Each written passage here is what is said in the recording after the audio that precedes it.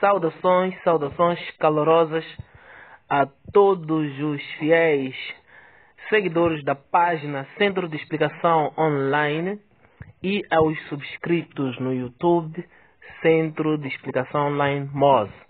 Meu nome é Fernando Luís Gandanga, sou vosso professor e hoje estou aqui para resolver o exame de Geografia 2022 da Universidade Pedagógica. Claro, esse mesmo exame foi realizado na Universidade Pungui, na Unilicungo e por fim também na Unirovuma, certo? Então, sem mais delongas, vamos à resolução do exame e de salientar que este conteúdo é recebido em primeira mão pelos alunos que estão no grupo do WhatsApp, tá bom? Se você quer fazer parte do grupo do WhatsApp, é só escrever o seu contacto aí, que eu vou te adicionar, ou vou colocar um contacto, é só mandar a sua mensagem, vamos te adicionar. É claro que há termos e condições para participar no grupo, mas não é grande coisa, acredito que qualquer um consiga satisfazer esses termos, ok? Estamos a demorar muito, vamos à resolução do exame. Introdução à geografia. O que eu gosto na UP é que ela sempre organiza as questões de acordo com a unidade temática. Vamos! Não constitui preocupação da geografia radical durante os primeiros tempos. 2 pontos. Ok, tudo bem. A geografia radical, não é? De uma forma assim rasurada, é uma ramificação da geografia que teve origem, claro, na Inglaterra e alguma parte nos Estados Unidos e visava a contraposição quanto ao quantitativismo da geografia quantitativa. Acredito que mais adiante havemos de ver, estou a ver geografia quantitativa na alternativa, na pergunta número 4, não é? Então, era uma contraposição àquela geografia quantitativa, não é? E que esta mesma defendia a relação entre movimentos sociais e o marxismo de Karl Marx, o socialismo, certo? Então, ela estuda também os métodos de produção e também vê uma parte, não é, acerca da sociedade, acerca da economia, acerca de como é que as sociedades se desenvolvem, como é que as sociedades se situam, como é que as sociedades vivem, tá bom? Então, aí a pergunta é: não constitui preocupação da geografia radical? Então, primeiro vamos tentar ver quais são os elementos que fazem parte da geografia radical, ok? Então, os elementos que fazem parte da geografia radical, não é, são a pobreza, não é?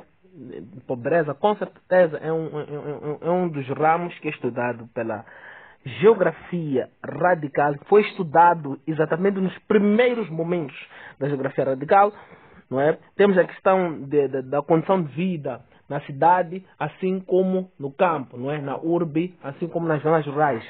Temos também a questão dos grupos sociais, certo? Então,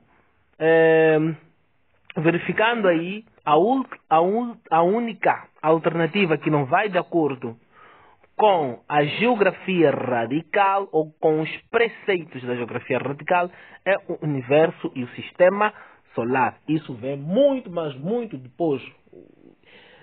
Começa-se a trabalhar acerca do universo lá muito, muito depois mesmo.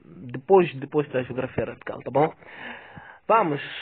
Número 2, a alternativa correta aí é da linha D, ok? Pobreza, os pobres faz parte da geografia radical. Os grupos sociais marginais e as minorias fazem parte também da geografia radical, assim como as condições de vida urbana, ok? Número 2. Os documentos geográficos mais antigos de que se tem conhecimento são, sem dúvida, os documentos mais antigos são os papiros que foram primeiramente produzidos no Egito. Bom, quem tiver dificuldades, é só ver algumas aulas de história, falo muito mais disso, não é? Bom, a primeira forma de escrita que foi inventada há 3.500 anos atrás foi a escrita cuneiforme na Suméria, não é? Então, os egípcios fizeram uma réplica daquela forma de escrita, mas através da escrita gráfica, tá bom? Dos hieróglifos. Então, o que acontece? Com o tempo, eles pararam de cravar em pedras e começaram já a escrever nas folhas das plantas e também na pele dos animais. Então, aqueles documentos que eram escritos nas folhas das plantas eram chamados de papiros e aqueles documentos que eram escritos nas folhas feitas pela pele dos animais eram chamadas de pergaminhos. Acho que vocês já viram em um filme ou alguma coisa assim, não é? Então, aqui está-se a dizer, uma das primeiras foram, com certeza, que foram os papiros do Egito, tá bom? Os mapas de relevo, os mapas temáticos surgiram muito depois. Não podem ser os mais antigos, não. Os mapas surgiram depois. Agora, os périplos. O que são périplos? Não é? Para os fenícios gregos, assim como para os romanos, eram alguns documentos manuscritos, não é? Que registravam em sequência alguns pontos geográficos, localização, costa, como é que era, a distância de um determinado lugar para o outro e muito mais. Então, esses documentos não foram os primeiros. É claro que são antigos, sim, os périplos são antigos. Alternativa A, certo? São antigos, mas não foram os primeiros. Os primeiros foram os papiros, ok? Então, os périplos foram da antiguidade clássica. 3. A alternativa correta é da linha B. 3. O princípio do geocentrismo. O que é isso de geocentrismo? Antes de avançarmos. Bom, geocentrismo é a visão da Terra, não é? Como o centro do universo, tá bom? Então, os geocentristas, eles acreditavam que a Terra era o centro do universo e todos os astros, todos os corpos celestes giravam em torno do planeta Terra, tá bom? Então, essa ideia data de antes da nossa era, antes de Cristo, concretamente no ano 6, não é? E foi estabelecida por... Bom, aí temos alguns nomes, interessantes, não é? Temos o Parmênides, não é? Temos o Parmênides, temos o Anaximandro. Anaximandro, assim como Tales e Anaxímenes, foram um dos primeiros filósofos, não é? Os filósofos, ditos filósofos naturalistas, para os que vão fazer filosofia. Esse conhecimento vai vos ajudar muito. Foram chamados de filósofos naturalistas porque tentavam justificar a origem do mundo através da natureza, certo? Através do ar, através da água e muito mais, ok? Então, vamos tentar verificar qual deles é o geocentrista, não é? Que estabeleceu, é claro, este princípio de geocentrismo. Estou a ser um bocadinho redundante, mas enfim. Bom, vamos ver um bocadinho algumas coisas sobre Parmênides. Esse nome é muito complicado, não é? Esse defendia um universo imutável, não é? Um universo que permanece o mesmo, um universo que, mesmo com o passar do tempo, ele não muda. Então, Parmênides não pode ser, tá bom? Então, os geocentristas, eles já consideravam que alguma coisa mudava, alguma coisa girava, alguma coisa tinha que quebrar a constância, certo? Agora, o Platão foi um idealista. O Platão, ele não era exatamente um dos que estabeleceu uma teoria clara sobre aquilo ali, sobre a Terra, sobre os astros, não. Ele trabalhou muito mais com o idealismo. Então, de acordo com o Platão, um mundo inteligível, os seres humanos são como ideias imutáveis. Ele trabalhava com o ser humano como um objeto de estudo. Ele não trabalhava exatamente com a Terra como objeto de estudo, tá bom? Então, Platão é afastado disso, é um idealista. O Anaximandro também é afastado disso. O Parmênides é afastado disso. E vamos para o Galileu. É o único que consegue satisfazer a essa questão. De salientar que o Galileu, ele não estabeleceu exatamente o geocentrismo da Terra. Ele foi um filósofo que trabalhou com o helicentrismo. O que é isso? Estou a falar muito de coisas abstratas para muita gente. O helicentrismo é considerar o Sol como o centro do universo e todos os corpos celestes, astros e tal, planetas, e satélites naturais e muito mais, como algo que gira sempre em torno do Sol, não é? Foi um helicentrismo, tá bom? Não um geocentrismo. Um geocentrista, aliás. Mas, por questões de lógica, o único que consegue satisfazer a essa questão é o Galileu, tá bom? Então, vamos ficar com a alternativa A. Número 4. A geografia quantitativa nova corrente tem como uma das suas características. Bom, uma das características da geografia quantitativa é trabalhar muito com os números, com dados estatísticos. Essa era a geografia quantitativa. Aqui foi contraposta pela geografia radical, ok? Então, vamos tentar ver aqui uma das características. Vamos trabalhar primeiro vamos ver a alternativa A. Bom, a definição e utilização de modelos espaciais resultantes da atividade humana a escalas locais, regionais, nacionais e globais. Ok? Faz sentido. O estudo e análise do meio físico. Entanto, vamos ainda continuar com a alternativa A. O estudo das formas de ocupação do espaço e das diferentes atividades humanas também está deslocado. A análise do processo de interação do homem com o meio também está deslocado. Então, a definição mais correta ou a característica mais concreta da geografia quantitativa é essa exatamente aí que é apresentada na alternativa A, que verifica-se muito mais a utilização dos modelos espaciais. Estes modelos espaciais são resultantes de uma atividade humana, da atividade do homem, não é? Então, e era trabalhado da forma como se tratasse da geografia regional. Acredito que havemos falar muito mais disso lá mais adiante. Geografia regional é aquela que divide em partes a geografia, não é? Em regiões, estuda cada parte, não é? Para uma concepção generalizada, tá bom? Usa um método indutivo. Vamos avançar. Número 5. A forma aproximada da Terra foi representada pela primeira vez pelos sábios gregos, ok? Vamos tentar ver quais foram os sábios gregos que representaram pela primeira vez a forma que nós conhecemos agora do planeta Terra. Bom,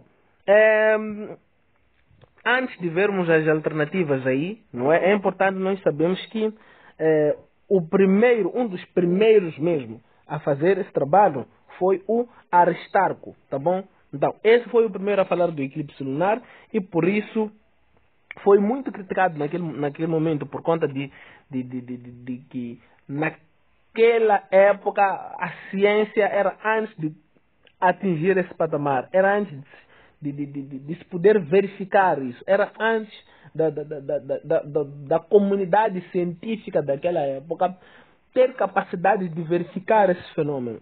Então, era como se fosse alguém chegar e te dizer que você não está bem de cabeça, você verificando que a sua forma de agir, a sua forma de pensar enquadra-se na forma coletiva, certo? Então, tudo que se diz de anormal acerca de alguma coisa é motivo sempre de discussão, é motivo sempre de crítica. Então, ele foi criticado muito naquela época e as críticas, vocês sabem como é que eram naquela época. Eles chegavam até a ameaçar a pessoa de morte e muito mais, ok? Então, o Aristarco foi um dos primeiros. Então, depois do Aristarco, temos o Eratóstenes, não é? Então, esse Eratóstenes, ele veio com os cálculos, ele calculou a circunferência da Terra. Então, este foi o grande marco para se descobrir a forma exata da Terra, tá bom? Então, o Eratóstenes assim como o Aristarco, foram os grandes homens por detrás da descoberta da forma como o planeta se apresenta. Mas já que estamos a falar dos gregos, bom, é importante também falar do Ptolomeu. O Ptolomeu trabalhou de forma muito ligada com a do Aristarco, e com isso também ele defendeu muito a questão da existência de um eclipse lunar, não é? Naquela época, e justificar-se com base no formato da Terra, formato redondo, formato circular. O formato circular não, o formato oval. O formato da Terra é oval. Opa. Vamos lá. Então, a alternativa correta é a linha D, Ptolomeu e Eratóstenes. Desculpem-me aí. Vamos para o número 6. Uou, o tempo está a nos deixar muito. Vou tentar ser um bocadinho mais flexível. É considerado fundador da corrente determinista, produto da doutrina positivista, não é? O Friedrich Ratzel, com certeza.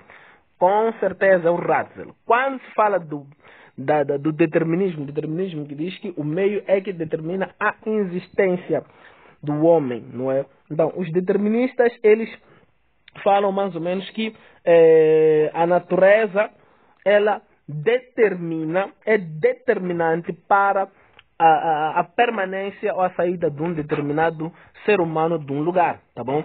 Então, o determinismo, a natureza é que decide quem vive, quem não vive, quem sai, quem fica. É a natureza que determina. É o determinismo. É importante também falar um bocadinho da corrente que veio contrapor o determinismo, que foi chamado de possibilismo, ok? O que é isso de possibilismo? O possibilismo, ele já surgiu na França. O determinismo é da Alemanha, né? O possibilismo já veio surgir na França com Paul Vidal de la Blache, onde ele diz o seguinte: o homem é capaz de adaptar-se o meio para si, tá bom? Então, de acordo com ele, o homem consegue transformar o espaço para que ele consiga viver. Ele tem a capacidade adaptativa. É importante falarmos um bocadinho ainda mais acerca do possibilismo, não é? Acerca do possibilismo, e também acerca do homem que deu esse nome do possibilismo.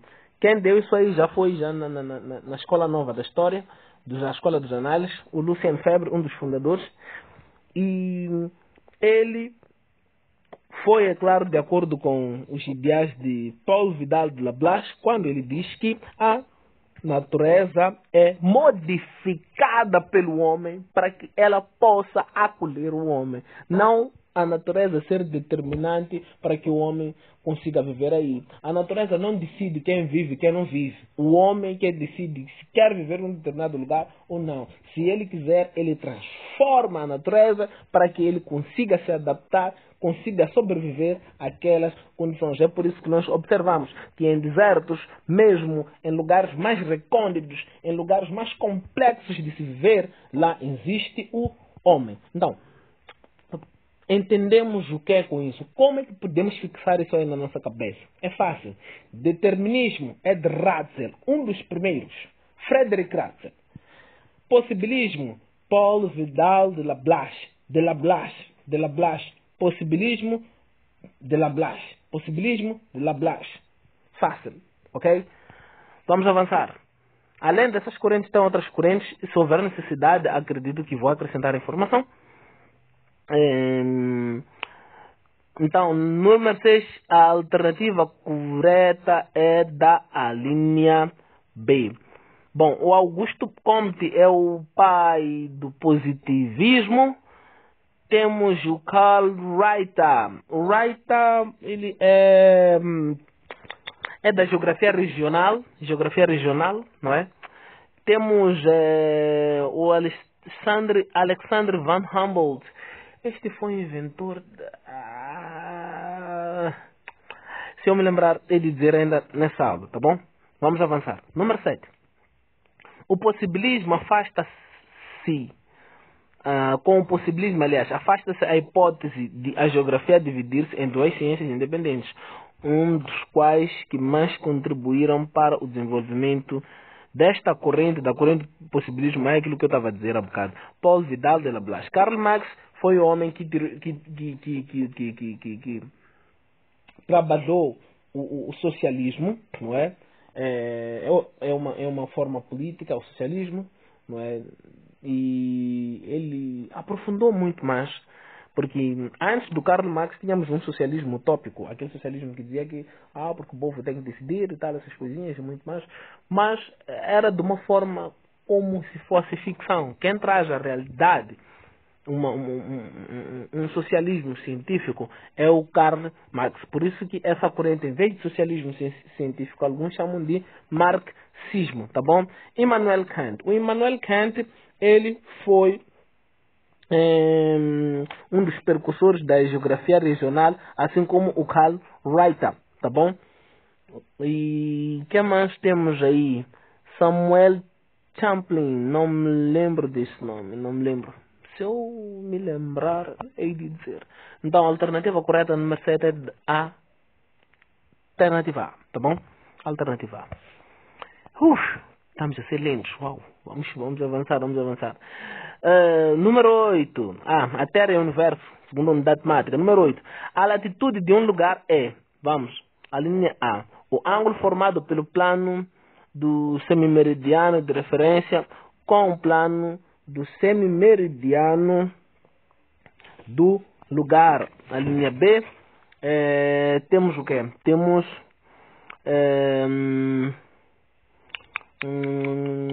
a distância vertical desde o nível médio das águas do mar até o lugar considerado. Com certeza que não. As duas alternativas de cima não são, não é? A latitude, nós medimos a latitude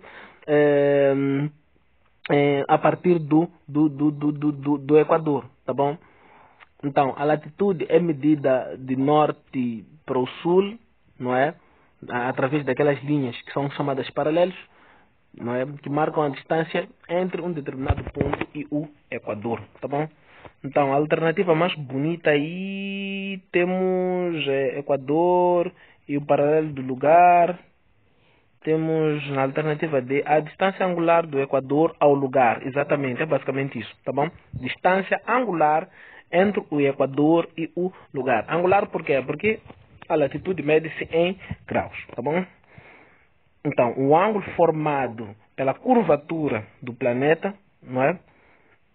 Até um determinado lugar, que é medida também em metros, não é? Porque aquela distância aí é chamada de latitude, tá bom? Número 9. A linha imaginária em torno da qual a Terra executa o movimento de rotação designa-se por eixo da Terra, isso, tá bom? Chama-se eixo da Terra. Vamos avançar. Então, meridiano de referência é chamado meridiano de Greenwich, não é? Que passa pela Inglaterra. Temos meridiano superior da raia equatorial, não é muito importante isso. Vamos para o número 10. 10. A desigualdade dos dias e das noites é consequência do movimento de rotação, tá bom? É movimento de rotação que ocasiona a mudança dos dias e das noites, tá bom? Então, a alternativa mais correta aí, que a Terra executa à volta do Sol, não. O movimento que a Terra executa em volta do Sol é o movimento de translação.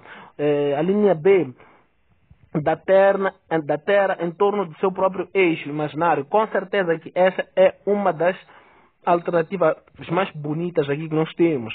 O movimento diurno aparente do Sol. Não, nós estamos a falar da consequência. Diurno aparente da esfera celeste. Não, a alternativa mais correta e bonita é da linha B, tá bom? Número 11. As estações do ano resultam das várias posições que a Terra ocupa em relação ao Sol durante o ano. Durante esse intervalo, verifica-se 4 posições importantes. 4 posições importantes da Terra, tá bom? Então, essas 4 posições são chamadas de equinócios e solstícios, não é? Então, temos 2 equinócios, temos 2 solstícios. Então, na linha A temos verão, inverno, frio, calor, não, frio, calor, não. A linha C, a alternativa correta, tá bom? 12. O hemisfério norte é também conhecido por hemisfério continental, porque É continental porque a maior massa do planeta está localizada lá, tá bom? A maior parte, o maior bolo do planeta Terra, não é? Está lá dentro, lá, está lá no coisa, no hemisfério norte, não é? O hemisfério sul é composto muito pelas águas, pelos glaciares e muito mais. Então, a maior massa do planeta, do planeta, não é? A maior parte continental do planeta está localizada no hemisfério norte, tá bom? Então, a alternativa D é onde se localiza a maior massa continental. É a alternativa D, com certeza. Número 3. Na Terra, durante o ano, os raios solares incidem com muito menor intensidade nas zonas polares, senhores. Quando nós temos, por exemplo, o planeta, imaginem, por exemplo, que vocês tivessem uma bola de futebol, aí você acende uma lâmpada e foca a lâmpada num determinado ponto. Aqueles outros pontos mais distantes, o que acontece com eles? Ficam escuros e com certeza que a luz não chega muito bem lá. É o que acontece. A maior fonte de calor do nosso planeta é o Sol. Então, nas regiões onde a luz não chega, consequentemente, há pouco calor lá, tá bom? São as zonas polares, tá bom? E aí, zonas polares intertropical, não. Zonas intertropicais, estamos a falar de zonas onde temos os trópicos de Câncer, trópico de Capricórnio e muito mais. Não pode ser. Na zona superficial das águas também não. Na zona frígida, sim. São zonas frias, essas. Na zona temperada, com certeza não. Então, número 14. A que distância ficarão representadas no mapa cuja escala é de 1 para 1 milhão, duas localidades separadas por 200 quilômetros. Então, 200 quilômetros, primeiro é fácil. Primeiro devem converter os 200 quilômetros, não é? Os 200 quilômetros, convertendo primeiro para metros, não é? Isso aí ficamos com 200 mil metros. Já para centímetros, é só acrescentarmos metros, centímetros, decímetros, centímetros. Ficamos com 20 milhões, mais ou menos isso.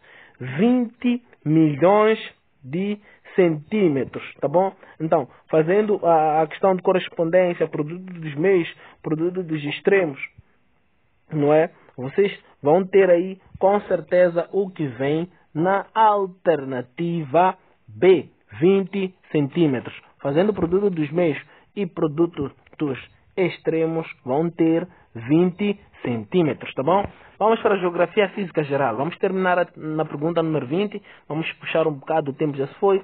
Ok. Geomorfologia ou morfogeografia. É o ramo da geografia que estuda... Bom, geomorfologia, ela estuda muito mais a questão da forma ou como a Terra se apresenta e como ela também evolui com o tempo, tá bom? Então, a alternativa correta aí é a alternativa C.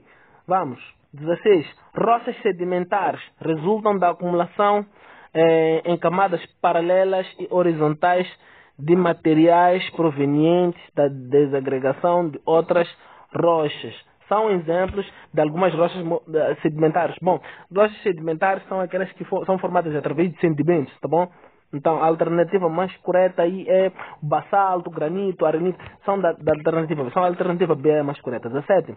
Quando as rochas afloram a superfície da Terra, ficam suspensas, ficam sujeitas, aliás, à ação de agentes atmosféricos. Isso aí é exatamente a definição clara de meteorização. Não é? É meteorização. Erosão não pode ser, condensação também não pode ser, questão de evaporação, condensação, formação das nuvens e muito mais, não pode ser. Intrusão também não é, tá bom?